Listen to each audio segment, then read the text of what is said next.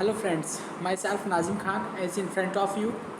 आज हम सबसे पहले जो टॉक होगी हमारी वो अबाउट कोटा होगी कि कोटा में बच्चों की लाइफ कैसी होती है। मेनली एज एन एजुकेटर कि आप सभी जानते हो, मैं आपको गाइड करना चाहता हूँ इस फील्ड में कि आपको कोटा में अपनी लाइफ कैसी जीनी है और आपको वहाँ पर कैसे लोगों से बिहेव करना है, कैसे रहना है, क्या लाइफ स्टाइल है, क्या वहाँ पर वियरिंग स्टाइल है, क्या और कैसे वहाँ बच्चे पढ़ते हैं, सारी चीज़ें जानेंगे। और ये बहुत इंपॉर्टेंट होती है, ये बहुत बड़ा फैक्टर होता है किसी भी किसी भी एग्ज़ाम को क्रैक करने में कि वहाँ की सराउंडिंग कैसा है, वहाँ पर लोग कैसे हैं, वहाँ पर कल्चर कैसा है, वहाँ पर बच्चों को कैसे वहाँ ट्रीट करते हैं।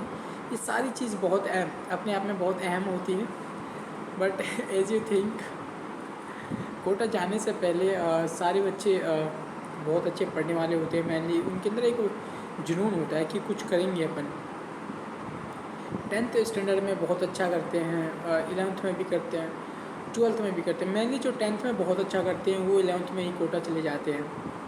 फैमिली भी सपोर्ट करती है, या मेडिकल स्टूडेंट हो, या जेई मेन से जेई एडवांस की तैयारी करने वाला स्टूडेंट हो, तो सभी जानते हैं कोटा एक एजुकेशन हब है।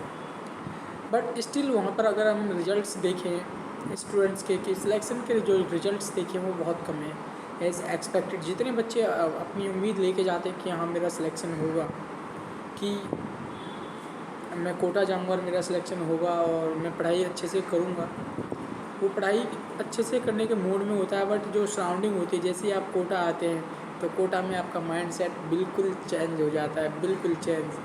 आप समझते हैं कि आपने बोर्ड में अच्छा किया है 10th क्लास में, तो आप अच्छा भी आगे भी अच्छा करेंगे, कोटा में भी अच्छा करेंगे। बट रियलिटी पे बात करेंगे कि आज के टाइम में हो क्या रहा है एक्चुअल में, स्टूडेंट्स किस डायरेक्शन में काम कर रहे हैं और किस डायरेक्शन में काम नहीं कर रहे हैं। तो आई थिंक 10th से पहले अपना स्कूलिंग टाइम बहुत अच्छा रहा होगा हर स्टूडेंट का जो IIT या नीट की तैयारी करता है, क्योंकि वही इसके काबिल माना जाता है जिसके अच्छे नंबर आते हैं 10th क्लास में, वरना इसके तो कोई काबिल ही नहीं माना जाता है। बिलो 80% तो आप समझ लो बुद्धू हो। और अब वो 85% आपके पेरेंट्स कहेंगे अब तो आपको साइंस ही लेना है, आर्ट्स तो बुद्धू लोगों की होती है। तो आपको अब वो 85, अब वो 95 तो आपको डेफिनेटली साइंस दिला दी जाती है या आप ले लेते हो, क्योंकि मैं ज़्यादा टैलेंटेड मैथमेटिक्स में हूँ या साइंस में हूँ। तो आप भी मानते हो हाँ मैं भी बहुत अच्छा हूँ करने में। बट हमें रियली ये नहीं होता कि ये प्रैक्टिस से आया है, ये हमारे अंदर इंट्रेंस की प्रॉपर्टी है, हमारी इंटरनल प्रॉपर्टी है जो हमें बाई गॉड गिफ्टेड है।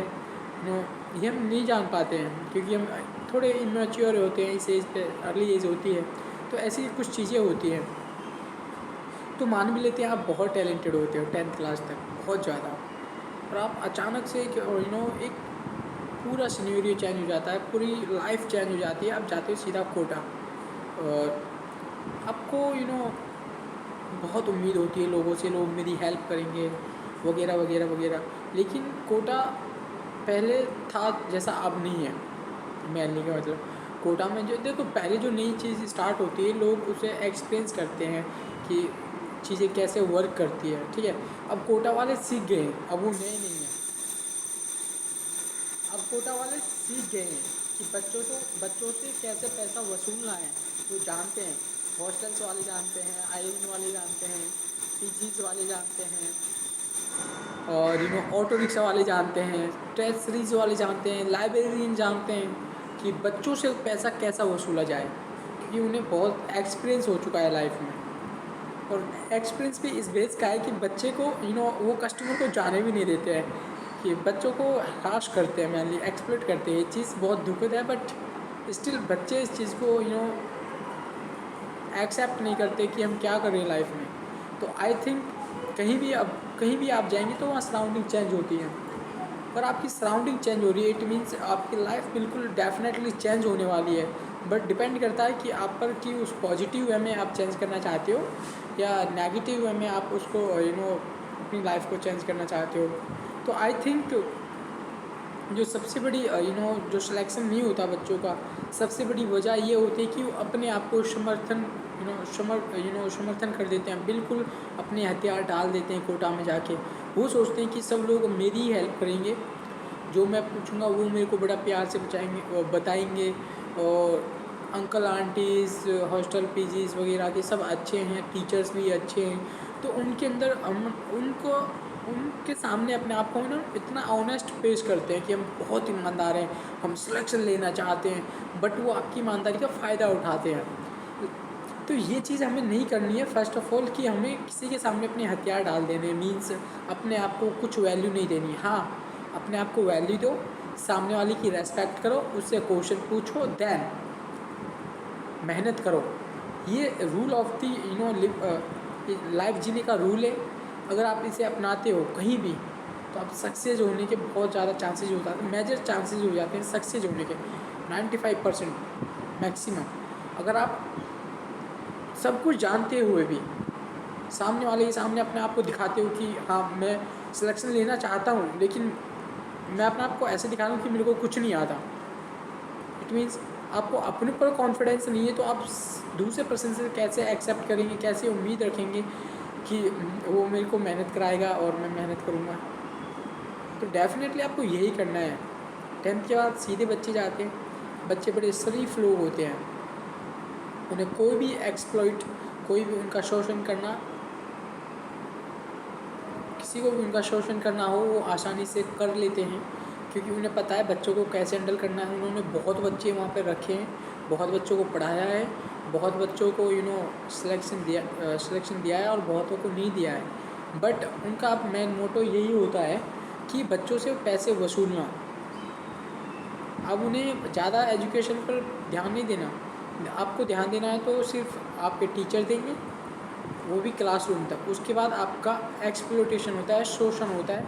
अगर आप उस शोषण से बचते हैं तो आप सिलेक्शन लेने के चांसेस और ज़्यादा हो जाते हैं, क्योंकि आप मेंटली सेट होते हैं, प्रिपेयर होते हैं, स्ट्रांग होते हैं, आपका डेडिकेशन अच्छी होती है और डिसीजन अच्छे लेते हैं आप जब आप मेंटली ज़्यादा स्ट्रांग रहते हैं और अपने ऊपर कॉन्फिडेंस होता है। एक होता है और कॉन्फिडेंस, एक कॉन्फिडेंस होता है। और कॉन्फिडेंस में मतलब कुछ आए ना आए फिर भी हम बोल देते हैं यस सर मुझे आता है, वो नहीं करना है। कि आपको कॉन्फिडेंस मीन्स आपको बेस पता है, आप एक चीज़ जानते हो। तो आई थिंक अगर आप सारी चीज़ें जानते हैं तो आप अच्छे से कर जाओगे। अगर आप और कॉन्फिडेंस हो तो भी नहीं कर पाओगे। अगर आप लो कॉन्फिडेंस फील कर रहे हो, अंडर कॉन्फिडेंस हो, इट मीन्स आप दूसरों के सामने गिड़गिड़ाओगे कि मेरे को ये कराओ ये कराओ। आपको चीज़ आते हुए भी चीज़ याद नहीं होंगी, इट्स अ प्रॉब्लम। ये सभी स्टूडेंट के साथ है, अगर किसी के साथ नहीं है तो मेरे को कमेंट करके बताए कि मेरे साथ ऐसा नहीं है। बहुत सारे बच्चों के साथ ऐसा होता है जो बहुत अच्छे होते हैं पढ़ने में, लेकिन वो दो ऐसी कंडीशन से गुजरते हैं, या तो ओवर कॉन्फिडेंस होता है या वो अंडर कॉन्फिडेंस होता है। स्टिल आपको कॉन्फिडेंस में रहना है, इन दोनों चीज़ों से बचना है। Confidence and over confidence and under confidence ये बहुत गंदी चीज़ है अगर आपको सिलेक्शन लेना है। और सेकंड थिंग, अपने आप को स्ट्रॉन्ग रखना है, अपने डिसीजन लेने हैं, अपने दिमाग का इस्तेमाल करना है, किसी के बहकावे में नहीं आना है। कि बहुत से लोग कहते हैं कि तुम जैसे तुम कोटा जाते ही जाते हो तो मेरे यहाँ पे आओ, मैं तुम्हें बहुत अच्छा कराऊंगा, बहुत पीजी में बहुत अच्छा बोलते हैं, उसके बाद प्रॉब्लम्स आती हैं, हम उस चीज़ को भूल जाते हैं। हम बोलते हैं ये बहुत अच्छा पर्सन है, ये हमारी भलाई के लिए काम कर रहा है। ऐसा नहीं है, वो अपने पैसे के लिए काम कर रहा है। वहाँ पर अब बिज़नेस है, सेल्स का बिज़नेस है, मार्केटिंग का बिज़नेस बहुत ज़बरदस्त है। वहाँ पर लोग सेल्स का काम करते हैं, बहुत पैसा कमाते हैं। वो फ्लैट्स रेंट पे दिलाते हैं, रूम दिलाते हैं, पीजीज दिलाते हैं, हॉस्टल्स दिलाते हैं। उन्हें तो पैसा चाहिए, वो तो आपको कुछ भी, आपको खुश करने के लिए कुछ भी बोल देंगे, सही गलत उन्हें फ़र्क नहीं पड़ता, उन्हें तो पैसा चाहिए। बाद में आप वहाँ पैसा फंसा देते हो, फिर उसकी नुकसान होता है फाइनेंशियल कंडीशन का। तो स्टिल इन चीज़ों को याद रखना है कि आपको कैसे कोटा के अंदर रहना है। कोटा आप जानते हो, तो आपको बताने की ज़रूरत ही क्या है। तो आई थिंक जो भी बच्चा वहाँ आप में से जाएगा या जा रहा है, जो चला चुका है, जिसका बहन भाई है वहाँ पर, उसको 2-4 चीज़ें ज़रूर बता देनी है कि वहाँ पर अपने माइंड के सिवा किसी का इस्तेमाल नहीं करना है। और जिसने बोल दिया कि मैं किसी और पर डिपेंड हो गया हूँ, तो समझ लो वो गया और उसका कुछ होने वाला नहीं, उसका सिलेक्शन नहीं होने वाला है। अगर प्रॉब्लम्स आ रही है तो प्रॉब्लम्स ही खुद को सॉल्व करनी पड़ेंगी। जो अपनी प्रॉब्लम्स खुद से डिस्कस नहीं कर रहा है, बजाय दूसरे के साथ डिस्कस कर रहा है, अपने साथ डिस्कस नहीं कर रहा, तो वो सबसे बड़ी प्रॉब्लम है। किसी भी एग्ज़ाम को क्रैक करने के लिए एक हार्ड वर्क होता है, स्ट्रगल होता है। जब तक एग्ज़ाम क्या है, बेसिकली एग्ज़ाम में अपने आप को हम प्रिपेयर करते हैं उस पोस्ट के लिए जिस पोस्ट के लिए वो एग्ज़ाम है। उसके बाद तुम्हारी ट्रेनिंग होती है, उसके बाद तुम्हारी एजुकेशन होती है। हम सोचते हैं कि इतनी मेहनत क्यों होती है। हम अगर वो प्रेशर झेल पाएंगे, वो स्ट्रेस झेल पाएंगे, तभी तो हम एक अच्छे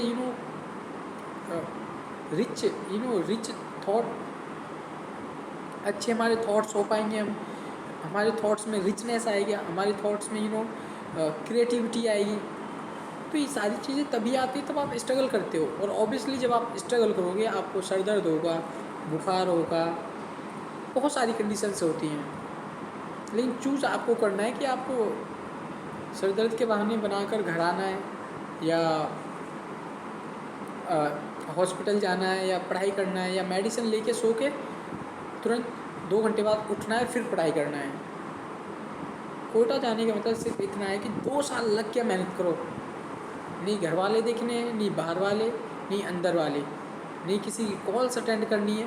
बस कंसंट्रेटेड अपने अपने सब्जेक्ट पे, या अपने एग्ज़ाम पे, या अपने टेस्ट सीरीज़ पे जिसने पकड़ बना लिया कि जिसको किसी की याद नहीं आ रही, घर से फ़ोन आया तो फ़ोन नहीं उठाना, ये चीज़ होनी चाहिए लाइफ में। अगर आप घर से बार बार फ़ोन कर रहे हो, आप कंसंट्रेट नहीं कर पा रहे हो, फोकस नहीं कर पा रहे हो, माँ बाप आपके चिंता में कि बच्चा हमारा क्या ही करेगा, पता नहीं है कैसा है कि कैसा नहीं है, मम्मी रोज़ाना फ़ोन करती है। तो ये सारी चीज़ें बहुत मैटर करती है। घर पर कम से कम बात कीजिए, अगर ज़रूरत है तो करिएगा, वरना जो आपका मेन फोकस्ड है, डू एंड डाई। मैं ये नहीं कह रहा कि आप मर जाओ, मैं ये नहीं कह रहा कि आप सिलेक्शन के लिए कुछ भी कर जाओ, बट एटलीस्ट आपको पता होना चाहिए आप क्या कर रहे हो। कोटा तो सभी आ जाते हैं, ये अचीवमेंट नहीं है। ये तो बच्चे इस चीज़ को अचीवमेंट मान लेते हैं, अचीवमेंट मान लेते हैं कि हम कोटा आए हैं तो हम जीनियस हैं। ऐसा कुछ नहीं है। उनको उनकी हकीकत पता होती है। और अब मैं क्या ही बोलूँ। जितने भी स्टूडेंट्स कोटा में, अगर ये वीडियो आप तक पहुंचता है तो मेरे को कमेंट करिए, और कमेंट में बताइए कि आपके साथ क्या क्या प्रॉब्लम्स होती हैं, या आपको क्या सॉल्यूशन चाहिए, तो मैं वो आपको सॉल्यूशन दूंगा। एग्जैक्टली आपको परेशान होने की भी ज़रूरत नहीं है। बेसिकली प्रॉब्लम्स आती हैं, सबकी लाइफ में आती है, हमारी लाइफ में भी आती हैं, आपकी लाइफ में भी आती हैं, पेरेंट्स की लाइफ में भी आती हैं। बट उन्हें how to control, how to handle them, उन्हें कैसे हम संभालते हैं, कैसे उनको रेस्पॉन्स करते हैं, ये हमारे ऊपर डिपेंड होता है। और एवरी प्रॉब्लम का सॉल्यूशन होता है। तो ये चीज़ सिंपल है, एज यू थिंक। जितना सिंपल आप सोचोगे इतना ही अच्छा आपके लिए होगा। और चीज़ों को कॉम्प्लिकेटेड मत बनाइए। फास्ट क्विक डिसीजन बोलते हैं, क्विक डिसीजन आपके लाइफ में है। और मेंटल स्ट्रेंथ, थॉट्स आपके आपका थॉट्स का बेस है, कहीं ना कहीं आधार है उसका, कि कहीं ना कहीं रियलिटी है आपके अंदर। तो आपके डिसीजंस बहुत अच्छे होंगे और क्विक होंगे। आप चीज़ों में फंसे नहीं होंगे। अगर आप चीज़ों में फंस जाते हैं तो आप कंफ्यूज भी होंगे, अंडर कॉन्फिडेंस भी होंगे, लो कॉन्फिडेंस होगा जिसे बोलते हैं। तो ये सारी चीज़ें होती हैं, इस सबसे गुजरते हैं अपन लोग। इन सब चीज़ों से नहीं गुजरना है। Thank you to all the students who are preparing for JEE and NEET exam for the 2023 and I hope आपका सबका प्रिपरेशन अच्छा चले, आप अच्छा स्कोर करें लास्ट फाइनल में, लास्ट एग्ज़ाम में। मेरी यही आशा है कि आप कामयाब होते रहें। और किसी को कोई क्वेश्चन है तो मेरे को कमेंट या ईमेल में पूछ सकता है, जो मेरे यूट्यूब चैनल पर पहले अवेलेबल है मेरी details. Thanks to you, bye bye.